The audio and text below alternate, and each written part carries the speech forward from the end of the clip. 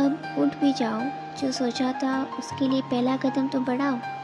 ख्वाहिशें तो हज़ार है ना, फिर सपनों की तरफ ईमानदारी तो दिखाओ। बहाने क्यों बनाते हो? कुछ मिलेगा उससे।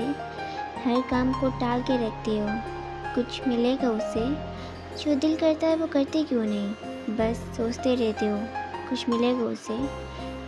एक सच बात बताऊं, हो सकता है कड़वी लगे, मुझे तुम्हारे ये ड्रीम्स और गोल सारे के सारे फर्जी लगते हैं। क्योंकि जो करना होगा उसकी शुरुआत तो कम से कम कर ही जाओगे ना, रुकोगे थोड़ी ना।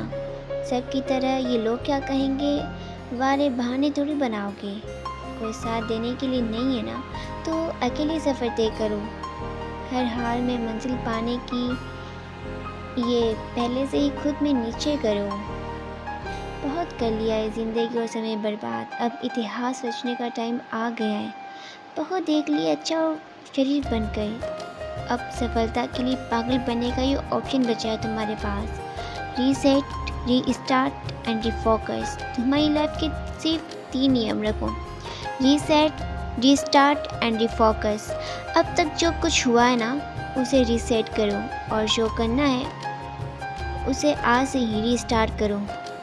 और अपना फोकस अपने टारगेट पर लगाओ। पागलपन की आग को जलाए रखो, सबकी नज़र से गायब हो जाओ। सबको ये लगना चाहिए कि यार ये बंदा पागल है, ये क्या ही कर लेगा अपनी लाइफ में। लेकिन तुम्हें किसी पर भी ध्यान नहीं देना है। दोस्त, मुझे कोई मेरी लाइफ के बारे में कुछ बोलता है ना, तो मैं सुन तो लेती हूँ बट उस पर काम नहीं करती हूँ। क्यों करे किसी के कहने पर अपनी लाइफ के रूल्स चेंज? ये तुम्हारी लाइफ है, तुम इस लाइफ के हीरो हो यार। तो हीरो किसी की भी नहीं सुनता, सिर्फ अपनी करता है। अब सिर्फ तुम मंजिल पाने के लिए पागल बन जाओ। नमक की तरह कड़वा ज्ञान देने वाले सच्चा मित्र होता है, और मीठी मीठी बातें करने वाले तो चापलूस भी होते हैं। इतिहास गवाह कि नमक में आज तक कीड़े नहीं पड़े हैं, और मिठाई में तो अक्सर कीड़े पड़ जाते हैं। अच्छे रास्ते पर कोई नहीं जाता, और बुरे रास्ते पर तो सभी जाते हैं। इसलिए दारू बेचने वाले को कहीं नहीं जाना पड़ता, और दूध बेचने वाले को घर घर गली गली कोने कोने में जाना पड़ता है।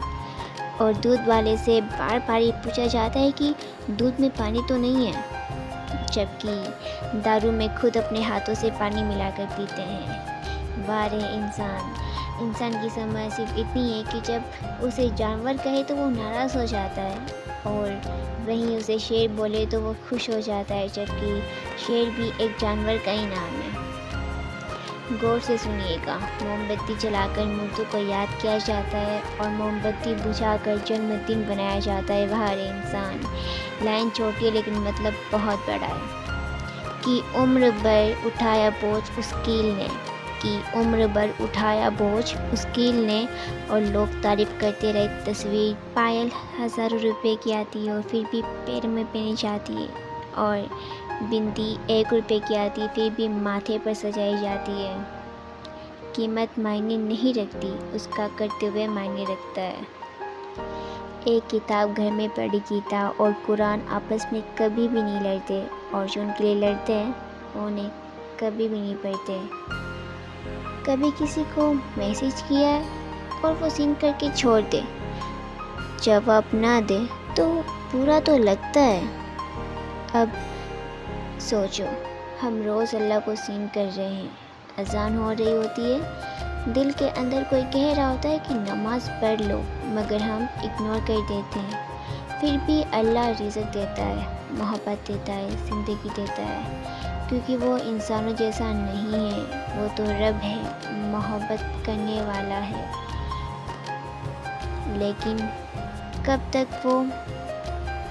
कब तक हम उसकी मोहब्बत को इग्नोर करते रहेंगे? एक दिन वो भी हमें इग्नोर कर देगा, तो सोचो फिर क्या बचेगा।